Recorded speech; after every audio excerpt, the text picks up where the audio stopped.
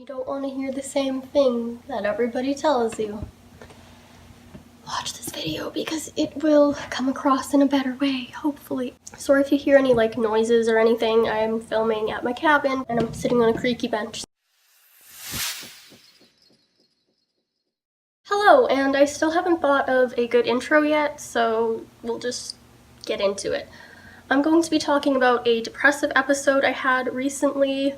I'm not technically diagnosed with depression, so I can't say that I have depression, but I know I was feeling really low, and my psychologist agrees that it might be situational or due to like a transitional period in my life, because I went from, being a grade 12 graduate, like stressed out, to summertime where I don't really have any of that motivation that I thrive off of. Typically really into my schoolwork, like there's deadlines, and I do have like scholarships and things to apply for, and like I needed to clean up my house, and like I had a bunch of things to do, but they just didn't really feel meaningful. Like it wasn't enough to get me excited about doing the things. I felt like I was just kind of doing it on autopilot because they needed to be done. I don't often like summertime. A lot of people get like the winter blues or whatever, but I feel like summertime sadness is more of my thing. I know there is a thing called SAD, not social anxiety disorder, but seasonal affective disorder, so that is possible, but I have been depressed at other times, so I don't think like that's the whole cause. Plus I'm moving into like university, and like I have all these other adult expectations, and a lot throughout this depression time, I kept thinking or saying out loud, like, I don't care. And like, I meant it, honestly, because I just felt so exhausted. Like, I didn't have any desire to do things.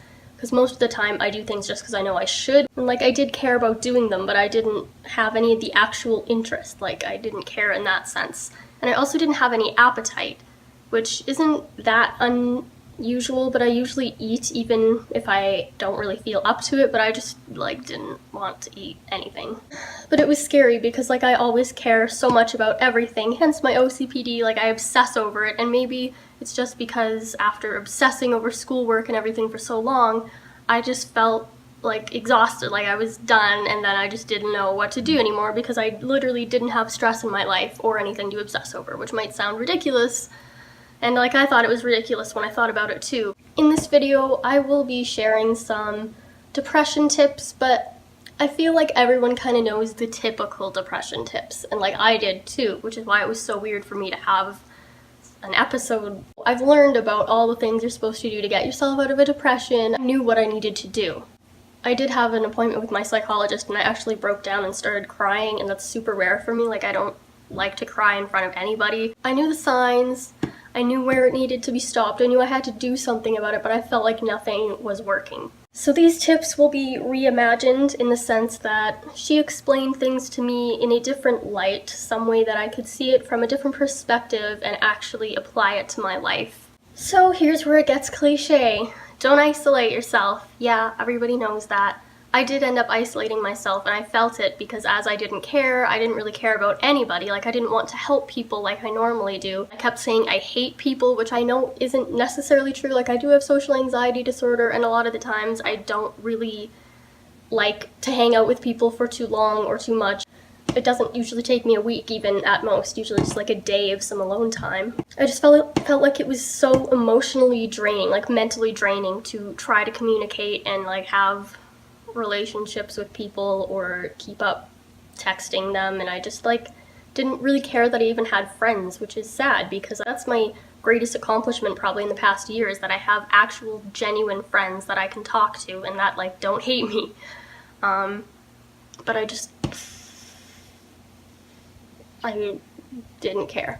I don't know how else to say it. Didn't care about them. I would rather just be left alone entirely.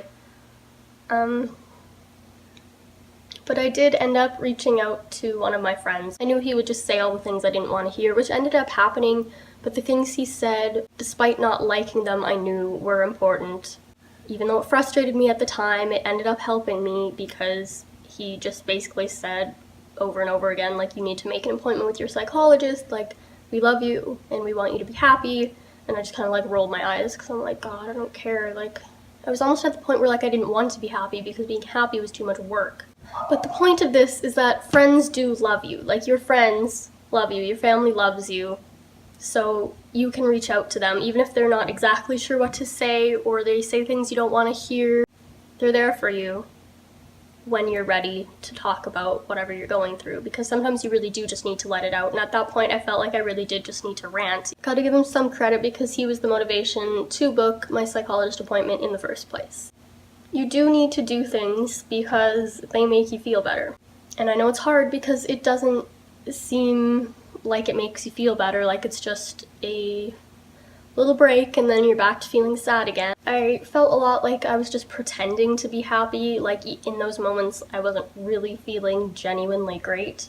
But I'll get to that in a minute, that's still okay. My psychologist said that action counts even if it doesn't feel like it. But eventually, if you do that however many times, there'll be enough breaks that it will not be a constant depression like you're currently in. I felt like it would just go away. This has happened to me before and all of a sudden I'm just fine. I go from being ridiculously sad and like in absolute despair to being literally fine. Like it never even happened. Like most of the time I can't even remember how bad it was either. After like a week or two, it did just suddenly go away. Like I was eating something and looking outside for the second time. It was like my midnight snack and I felt literally absolutely fine, but it was a total relief. I'm like, oh my god, thank god. Like I don't know why this is happening.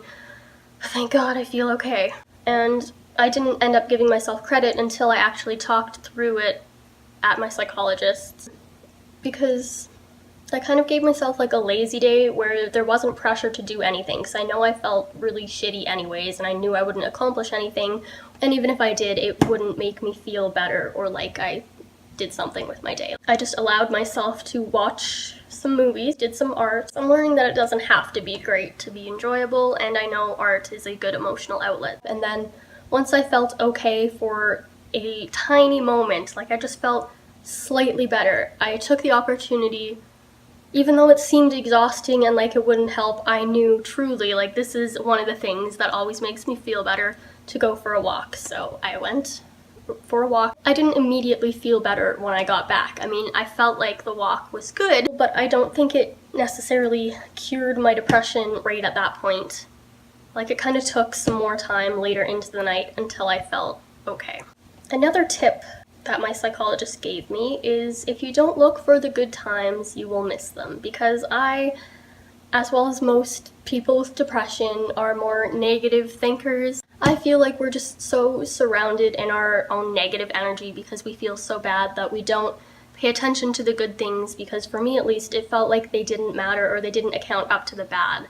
Like maybe it was 10% good and 90% bad, so therefore I had a bad day or I was feeling bad. I looked at it as a whole, as a black and white instead of the shades of gray. So what was really there, like the individual parts, different moments, different feelings. Instead I just overlooked all that and decided it was all bad. Like the good parts didn't matter for anything.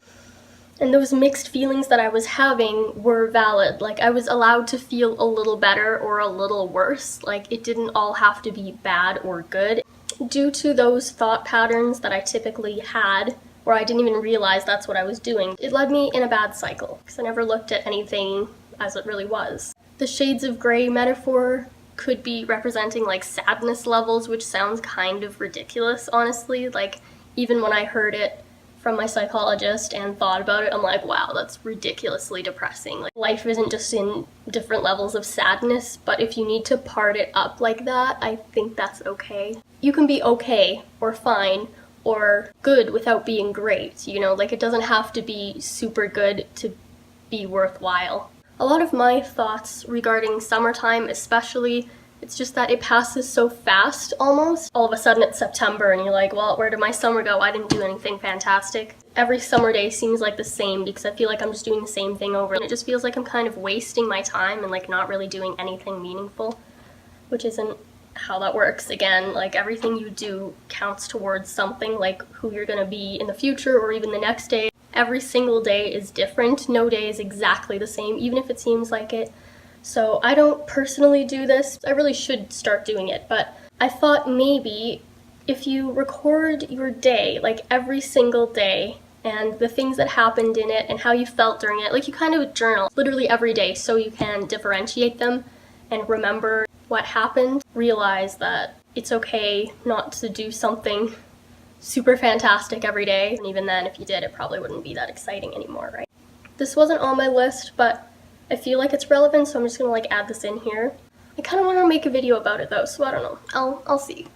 But I have a list called Things to Do to Make Me Feel Like Myself Again, which I think is very helpful when you feel like you kind of lost yourself and you're not sure who you are anymore. So maybe I'll share that list another time, but it might be good to have a list of things that make you happy, or just things so you can remember when you're in a low place that it's gonna get better, as cliche as that sounds. If I can reference one of my favorite YouTubers' videos that I've rewatched so many times because it's helped me a lot, I will link it at the end of this video if I can figure out how to do that, or in the description or something.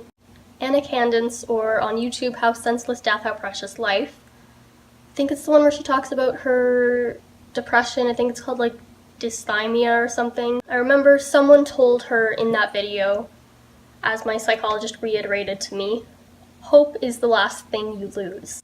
It really is. Like, once you've lost hope for it getting better, you'll just continue your downward cycle, and nothing will change because you won't change anything, and you do need to change. Other people can be there around you to help you, but you need to be the one who does something to change what's happening. Even if you're not entirely sure if it's going to help, if you keep trying, eventually something will help. I think that's the end of my video. I think I'm just gonna go over my few tips so you can possibly remember them. Your friends love you, people close to you, you can reach out to them. You're allowed to. Action counts, even if it doesn't feel like it, because for that moment it's a break in the cycle, and that's enough to eventually get you to a better state of mind. If you don't look for the good times, you will miss them. And your mixed feelings are valid, which is very similar to the last point, but if you look at it in parts, then you'll be able to differentiate your feelings and just allow you to exist as you are. If you want to leave me a comment and tell me if this helped you, that would be great. I just want to know that what I'm saying is actually helping. You can share some of what you do for your depression in the comments if you would like. I think that might help other people. Thank you for watching. See you later. Bye.